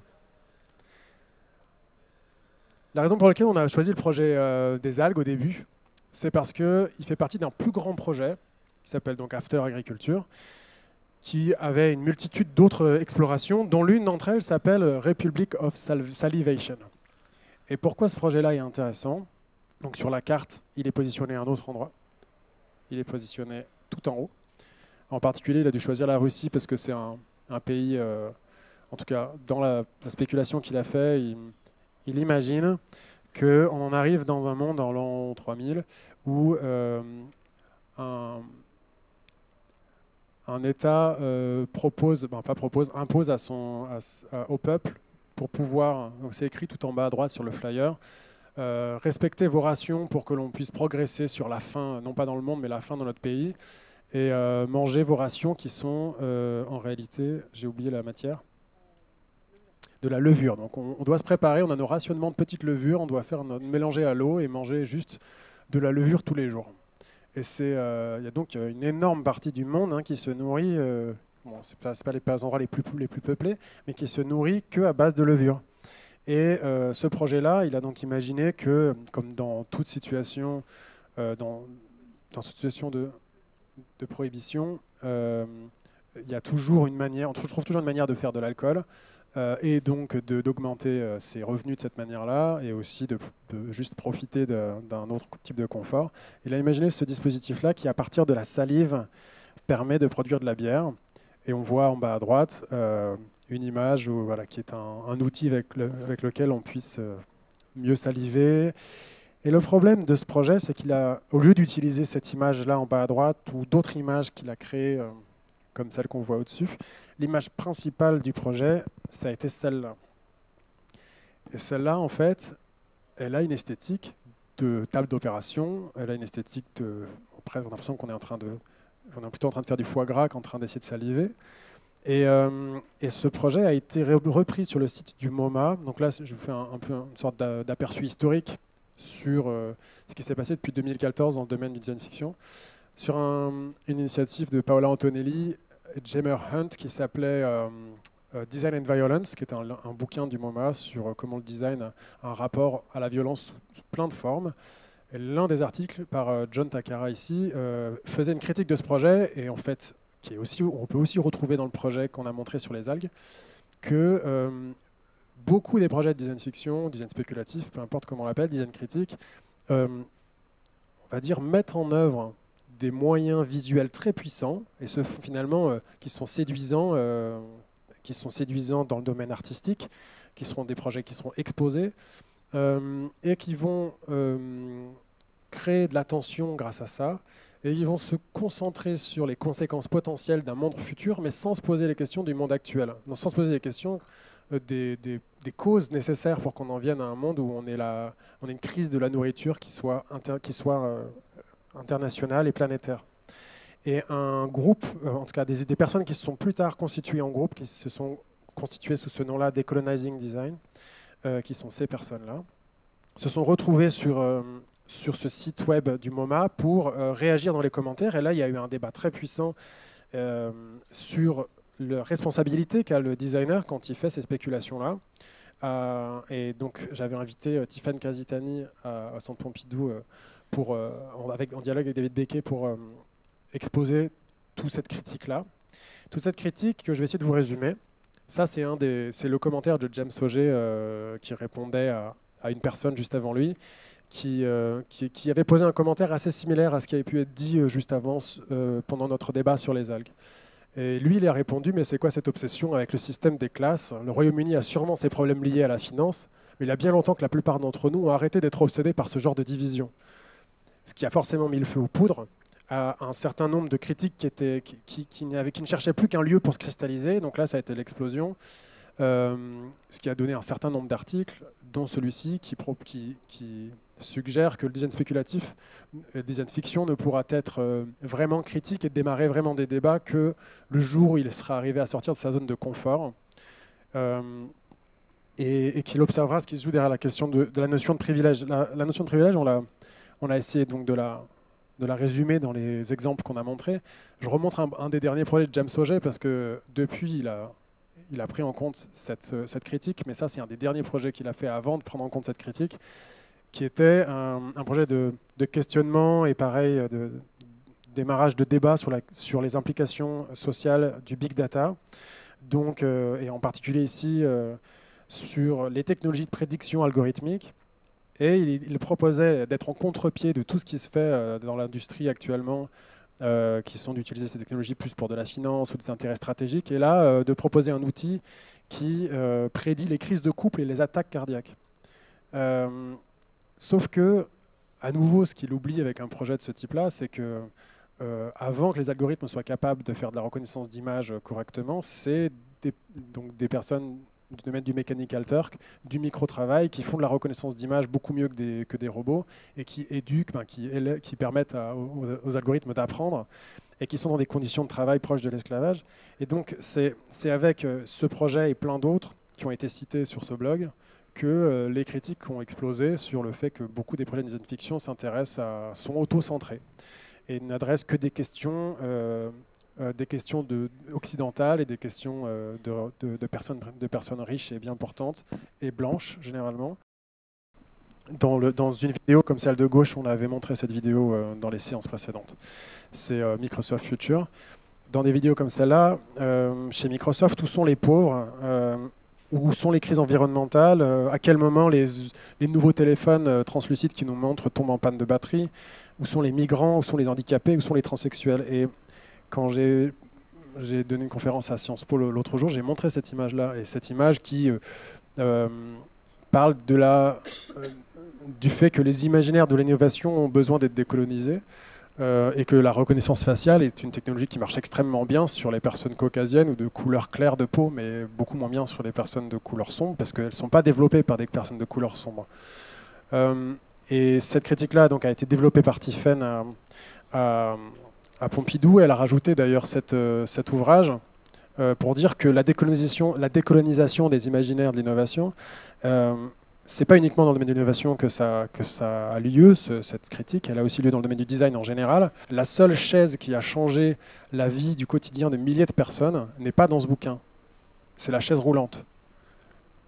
Et que cette critique-là, on peut l'explorer et la décliner dans plein d'autres thèmes. Ce qu'il faut retenir, c'est qu'il faut plus de design fiction venant de voix qui sont minoritaires. Dans le fameux... de voix qui sont sous-représentées. Dans le fameux triangle qu'on a montré plusieurs fois ici, ce triangle des futurs probables, plausibles, ce qui s'appelle le cône des futurs, il est très exploité dans le domaine du design fiction pour dire que le design fiction est très fort pour sortir du premier cône, le probable, et d'aller explorer tout ce qui peut se passer. Et en fait, ce qu'on a essayé de montrer dans cette séance, c'est qu'en fait, non, on n'est pas en train d'explorer tout ce qui peut se passer avec le design fiction. Souvent, on ne se rend pas compte qu'on est limité par notre propre background culturel, et que le préférable est justement la question qu'on doit arriver à débattre. Et il ne faut pas uniquement songer et viser à élargir le champ des visions, mais aussi il faut prendre conscience de ses propres limites et les limitations de nos propres points de vue. Et pour finir sur cet élément, je reprends l'image que Léa a montrée un petit peu avant, et je reprends cette définition du design, qui est designer, c'est concevoir une action destinée à changer une situation en une situation préférable. C'est une citation d'Herbert Simon. Cette définition du design, elle pose la question préférable pour qui? Et on pourrait imaginer le triangle des possibles tout à l'heure, là, mais... Et pour ouvrir la discussion, je laisse tourner cette vidéo captivante, mais sans le son, que beaucoup de personnes connaissent. Voilà, ces fameuses lunettes qui révèlent les discours publicitaires cachés derrière énormément toutes les pubs qui sont dans ce monde. C'est une vidéo tirée du film They Live. Donc pour poser la question, comment critiquer ce qui nous est invisible? Et ben voilà, on va faire un petit quart d'heure de discussion, peut-être 20 minutes.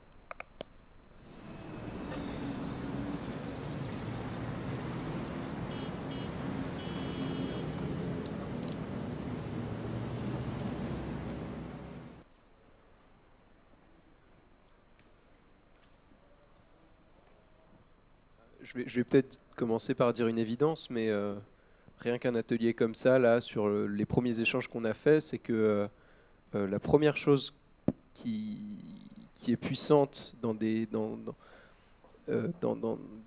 l'échange, en fait, c'est la force générative que chacun a, en fait. Et peut-être la première façon de révéler un potentiel critique de ce qui nous est invisible, c'est quand celui qui a l'initiative du projet vraiment donne une participation puissante à tous, en fait. Enfin, je crois que c'est vraiment notable. Cet atelier, il est bien fait pour ça, je pense. C'est voilà, vraiment penser des scénarios qui sont générateurs d'autres scénarios. C'est peut-être la première façon, peut-être, de chasser l'invisible, parce que une fois qu'on a fait un bout du chemin, la personne qui a eu une réception du scénario peut prolonger l'histoire, et c'est pas un cadavre exquis, c'est pas comme le surréalisme qui provoquait par ses process de génération de l'irrationnel. Non, justement, là, la force que chacun prolonge l'histoire d'un truc qui a du sens, c'est qu'on puisse aller plus loin dans la perspective critique. Voilà. Pour rebondir sur ce que tu dis, tout à fait, je suis là. Et c'est un point très très juste, et c'est pour ça, je pense, qu'il faut s'efforcer de pas tomber amoureux de son projet, d'accepter qu'il soit repris, détourné, déformé, etc., qu'il ait une vie en fait après sa diffusion, et même parfois qu'il meure parce que le sujet n'a plus lieu d'être, ou le débat n'a plus lieu d'être, ou voilà. Et je pense que c'est important du coup de donner accès en ligne ou ailleurs à des outils qui permettent de travailler et de démocratiser en fait le design fiction.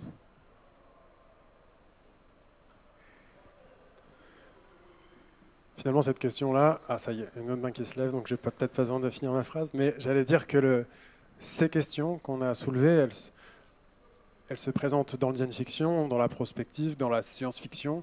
Elles sont déjà en fait explorées dans la science-fiction. C'est aussi pour ça qu'on ne se limite pas que à des projets de design fiction quand on fait notre revue de projet. Et du coup, peut-être qu'on peut repenser le projet des algues maintenant qu'on a vu tout ça, et les critiques, on peut repenser toutes les critiques qu'on s'est échangées. Une question que je me pose, mais c'est à titre d'élément au débat, sans forcément avoir de jugement là-dessus, c'est la proximité que peuvent avoir les designers avec certaines causes qu'ils vont solliciter dans leur projet de design fiction. Ça me plaisait bien, une des dernières slides que vous avez montré, vous mettez Google et Greenpeace comme étant des acteurs du design fiction aussi, puisqu'effectivement, il y a des champs de l'activisme où des processus de narration sont sollicités depuis hyper longtemps. Peut-être c'est un exemple que vous avez déjà montré, mais les Yes Men, c'est un exemple brillant de comment faire une démonstration ultra réaliste, ultra percutante, avec derrière un message qui est très positionné, qui est très clair, qui est très critique. Et peut-être que c'est à nous, communauté professionnelle de designers, de nous poser maintenant la question, est-ce qu'on est encore des instruments au service de quelque chose, comme on a pu l'être pendant une grande partie de l'histoire du design, ou est-ce que c'est à nous de nous positionner et de nous renseigner plus précisément sur les causes qu'on va défendre, tout en cherchant à pointer des zones de gris, comme on le fait dans le design fiction, mais derrière pour mieux défendre un propos sur lequel on est capable d'avoir effectivement une position, une clarté, une lucidité. C'est peut-être d'ailleurs en alliance avec d'autres champs d'action qui sont la philosophie, la socio, d'autres sciences peut-être plus positionnées que le design qui on le voit bien, est toujours un peu dans une forme de duplicité. Des exemples de design fiction où puis finalement on ne sait plus trop si c'est vrai ou pas, parce que est-ce qu'ils ont vraiment vendu le produit. Il y a toujours cette question du designer un peu agent du capitalisme rampant, quoi. C'est-à-dire qu'on a du mal à croire que derrière un designer, il y a un lobbyiste convaincu. Peut-être qu'il faut assumer cette contradiction et inventer un design fiction politiquement tranché, en fait, qui garde la zone de gris uniquement comme une méthode et pas forcément comme un aboutissement. Mais je suis juste à côté, c'est uniquement pour ça. En fait, je rebondis là-dessus sur cette idée de designer. On entend souvent dire le design est forcément éthique, alors que je pense que c'est une vraie connerie. Je pense qu'il y a beaucoup de designers qui aussi sont employés peut-être dans des machineries ou dans des entreprises où on oublie un peu le vrai intérêt d'un utilisateur derrière, mais plutôt on utilise des méthodes très tournées vers l'empathie, parfois presque intrusives, intimes, mais qui permettent peut-être de duper derrière l'utilisateur. Et il y a eu une conf, je sais que Max y allait, moi j'y étais pas la semaine dernière, sur Ethics for Design, il y a un super documentaire là-dessus. Et je pense que l'éthique aussi là-dedans est important, et le designer qui propose des designs fiction et qui laisse son projet partir comme ça, se dissiper, sans forcément capitaliser sur ce qu'on apprend derrière et les enseignements, je pense que ça soulève aussi autre chose, c'est que le designer ici, on voit sa sensibilité, son ressenti, on voit la genèse du projet, mais en fait tout ça c'est pas grand-chose tant que lui il n'est pas acteur de ce qu'il y aura après. Et je pense que c'est sa propre interprétation et sa propre subjectivité qu'il y aura sur la suite du projet et presque comment est-ce qu'il va raconter en fait et décortiquer, extrapoler toutes les réactions qu'il y aura eu derrière et raconter la suite de l'histoire.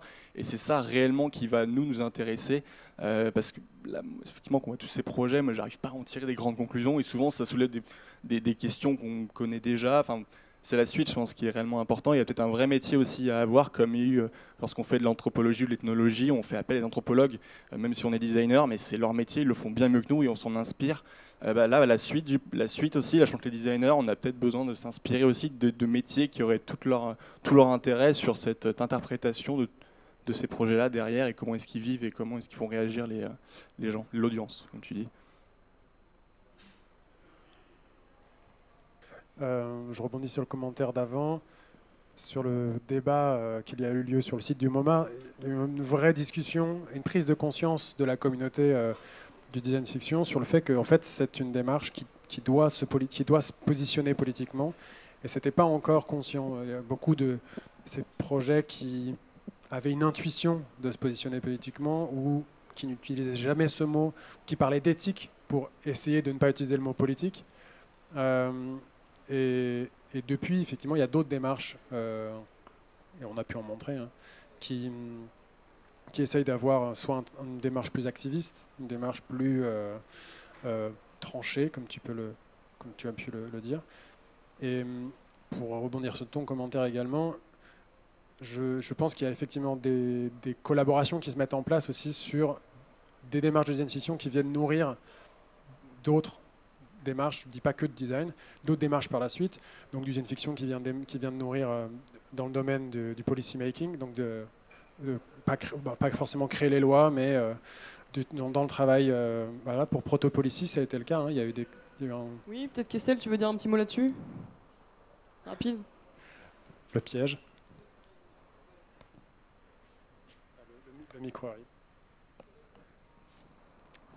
Donc je suis Estelle Harry, cofondatrice de Design Friction, dont Léa fait partie. Alors par rapport à Protopolicy, enfin pour rebondir sur la remarque, c'est à la base le design fiction, le design spéculatif, l'idée était vraiment de poser des questions. Potentiellement, ces questions étaient déjà très connues, on va dire, tout du moins d'une partie de la population, pas forcément tout le monde. C'est toujours un peu la grande question autour du design fiction, c'est-à-dire à qui on s'adresse et qui est conscient des enjeux ou des problématiques qui sont amenées. Après, pour Protopolicy, on va dire que c'est assez particulier, dans le sens où on a cherché à utiliser le design fiction comme une méthode pour aider à la prise de décision. C'est-à-dire que les design fiction qui ont été produites, elles ont été présentées au Parlement britannique et à la société civile britannique. Et en fait, l'idée, c'était, par rapport aux débats et aux questions qui étaient soulevées via ces design fiction, c'était vraiment alimenter la discussion des parlementaires sur l'adoption d'une loi pour, par exemple, autoriser de l'euthanasie ou non. Donc là, en fait, on sort un peu juste du principe de poser des questions à vraiment aider à la décision. Voilà. Moi, il y a une question que je me posais, c'est que, en fait, à quel moment finalement ça se distingue vraiment de, quand on parle de design fiction, les frontières, j'ai l'impression, sont de plus en plus floues entre le design fiction et finalement un travail d'art de plasticien qui aurait une posture politique et un minimum critique. Et c'est pour ça que je trouve ça très bien justement que vous ayez ce genre d'initiative justement de critique du design fiction, parce que je pense que justement c'est en conservant cette exigence un peu quels sont les effets voulus et justement de la façon dont ça peut vraiment avoir un futur critique, justement comme le travail dont vous parliez, où il y a une vraie collaboration avec le gouvernement britannique qui amène à des résultats.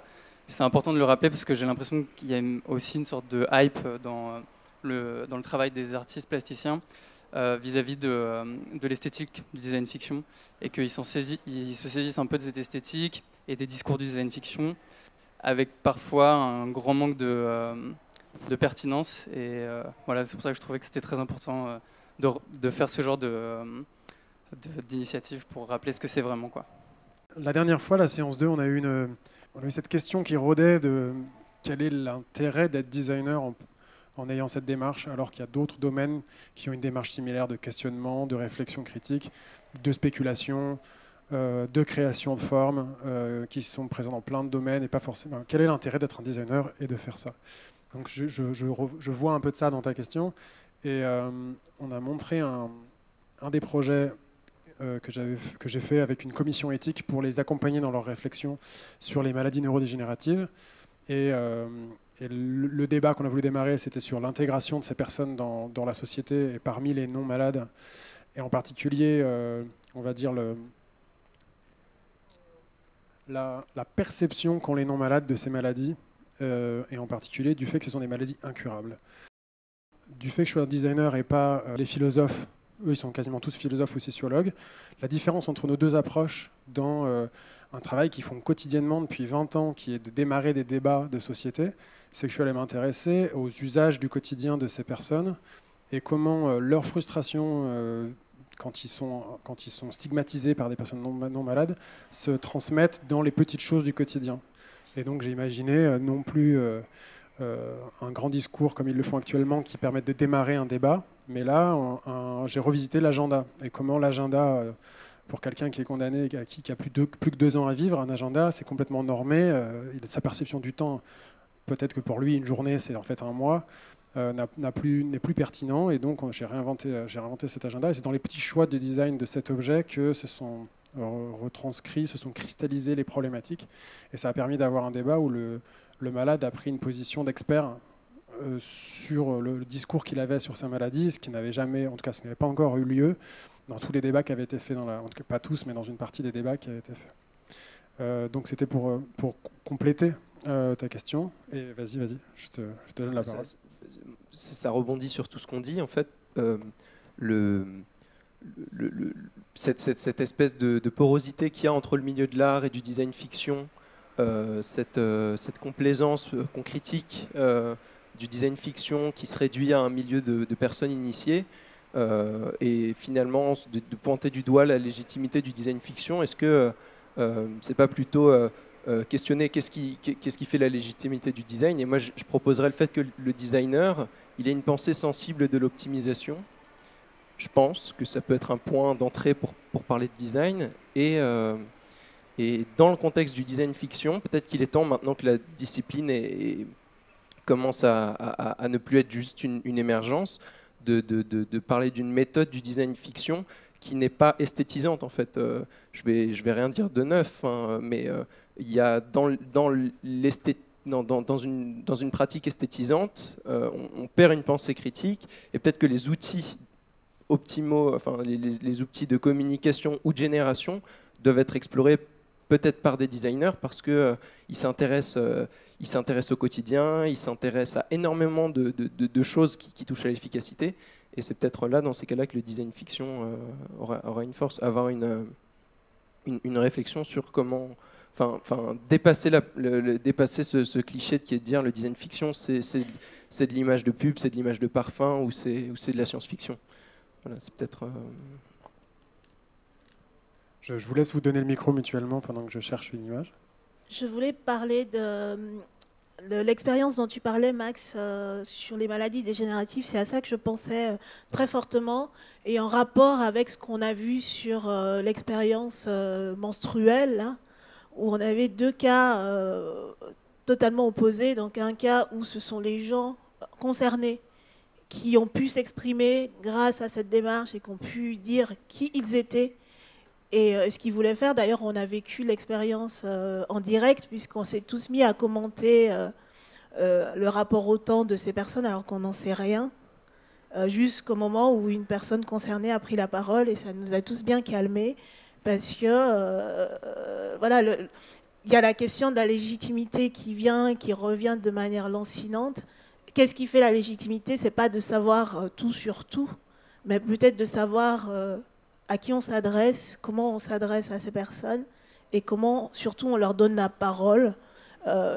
C'est un mouvement qui est en train de devenir une façon de faire dans tout un tas de domaines. Je pense au domaine du handicap, je pense au domaine de la maladie, y compris maladie mentale, où les gens ont enfin l'autorisation de dire qui ils sont et ce qu'ils veulent et ce qu'ils ressentent, et d'avoir cette légitimité qui n'enlève rien à celle de l'expert qui va organiser les choses, qui va permettre l'émergence de cette parole-là, mais qui du coup va peut-être être un peu moins dans le contrôle, comme un artiste va être dans le contrôle de A jusqu'à Z de son œuvre.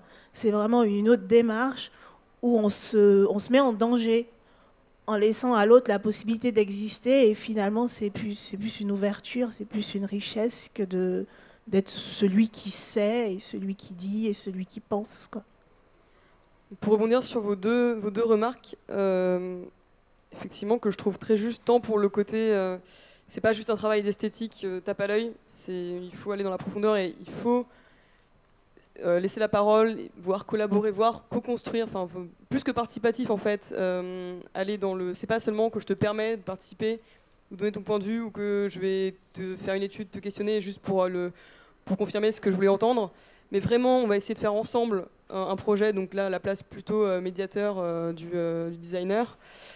Peut-être qu'il faut prendre en compte le fait que le débat n'arrive pas seulement après que le projet soit fini, mais pendant les ateliers, il y a plein de débats aussi. Si tant est qu'on fasse des ateliers avec les personnes concernées, c'est aussi là que ça se passe. Donc s'intéresser à cette partie-là en amont du débat, enfin en amont de la fin, de la finalisation de la fiction, et aussi peut-être travailler en tant que designer sur les process de réalisation des design fiction. Tout autant que sur les sujets auxquels on s'intéresse, c'est-à-dire comment on va faire des formats où les personnes vont pouvoir prendre part et co-construire. Enfin, tout ce qui est de l'ordre du process, c'est aussi un travail de designer, ça. Je ne sais pas si je vais bien arriver à formuler ma question parce que j'ai plein de choses, je pensais plein de choses en même temps. Mais je vais peut-être essayer de prendre un peu la défense de beaucoup de projets sur lesquels je suis d'habitude relativement critique, notamment sur la question de la forme. Et en fait, je pense qu'il y a un moment, le designer, je pense en plus tous ces designers-là, ils ont été formés, pas du tout design fiction. Ils sont sortis, je pense pas qu'il y ait un endroit où on apprend le design fiction, le design critique. Ils ont été formés à faire du design. Avec, je pense, une certaine utopie de ce qu'était le design. Je vais faire des objets qui vont être beaux, je vais me servir de cette puissance qu'a la forme pour, pas pour sauver le monde, mais pour faire des objets mieux, pour que les gens aient mieux. Et à un moment, je pense que ça se passe pour tous, au cours de leurs études, ils réalisent qu'ils ont cet outil puissant, mais que c'est pas en le mettant au service de métiers auxquels ils sont attendus qu'ils vont pouvoir changer le monde ou simplement répondre à leur éthique de vie. Et je reste persuadé malgré tout que cette capacité à faire de la forme, et même si pas nécessairement extravagant, mais peut être relativement puissant. Et effectivement, elle tombe les questions à côté, mais elle permet d'adresser une certaine audience qui est extrêmement large, extrêmement grande. C'est-à-dire que forcément, on n'atteint jamais la qualité qu'on va avoir dans un atelier face à 10 personnes. Mais par contre, on peut atteindre les vidéos YouTube Compagnie. Je ne sais plus combien de milliers de personnes ont été adressées. Et c'est pareil, un blockbuster de films de science-fiction va atteindre 1 million de personnes. Et donc voilà, je trouve qu'il y a ce côté puissance de l'audience, puissance de l'outil de la forme, parce qu'on peut adresser une audience énorme. Et effectivement, on perd énormément en qualité. Et je ne sais pas comment on pourrait arriver je pense que des projets qui sont intéressants arrivent à mixer les deux, en fait, à atteindre une audience extrêmement large, tout en ayant un débat qui est riche. Et pour l'instant, je n'ai pas encore vu de projet qui arrivait vraiment à avoir les deux. Peut-être qu'un jour, on y arrivera. Alors, je vous montre juste une dernière chose. Quelqu'un à l'heure, s'il vous plaît ? Il est 21h, donc c'est très bien. Je vais me permettre de conclure avec ça. C'était pour qu'on ait les images de ce dont on a parlé juste à l'instant. Le projet L'éphéméride, c'était ce projet sur les maladies neurodégénératives. C'est un peu Alors je montre Stephen Hawkins, mais c'est une exception parce que lui, il a été justement dépisté de la sclérose latérale amyotrophique qui lui donnait 2 ans d'espérance de vie, mais il a une mutation spécifique qui fait qu'il est encore là. Mais c'est ce type de maladies qui ont été explorées et débattues dans la séance numéro 2, où j'ai travaillé en collaboration avec des patients pour imaginer ce projet-là. Et le fameux, donc je ne vais pas détailler le projet, c'est juste pour que vous ayez les images, le fameux agenda, c'est un éphéméride qui ne porte pas la trace normative de la date, mais à la place de la date, c'est la couleur du papier qui change. Et la couleur du papier qui va du blanc vers le noir, et sur chaque page est écrit « Aujourd'hui je vais » comme une invitation à lutter contre l'adversité de la maladie. Le choix stratégique d'être allé du blanc vers le noir dans un dégradé qui est linéaire, ça c'est des choix de design. C'est ces choix-là qui ont été en fait le déclencheur du débat. C'est-à-dire que les 60 personnes avec lesquelles on a fait l'atelier, il y avait des patients, il y avait des proches de patients.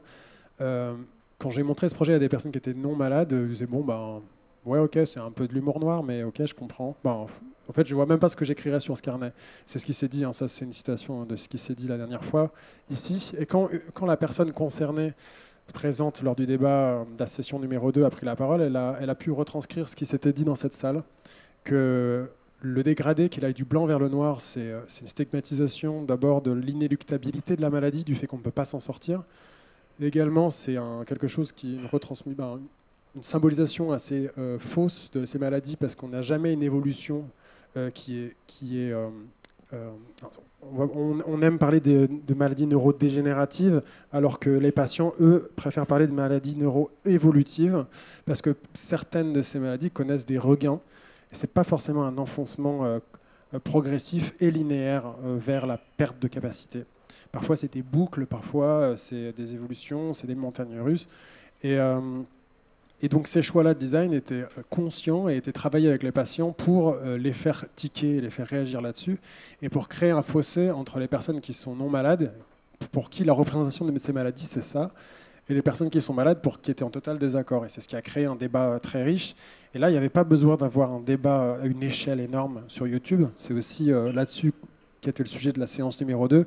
C'est pas l'échelle du débat qui compte, c'est sa pertinence et la pertinence des personnes qui sont réunis, et surtout qu'est-ce qu'on en fait. Nous, on en a fait un poster qui est une cartographie, on va dire, de la controverse et du débat qui a eu lieu à cet endroit-là, et ensuite on l'a diffusé dans les associations de patients pour qu'ils puissent le rectifier, le retoucher, que ça devienne une conversation collective. Donc en comparaison avec ce type de projet, on voit que dans l'esthétique, il y a une différence, on voit que dans le projet précédent n'était pas un projet qui parle de technologie, c'était pas un projet qui parle de futur.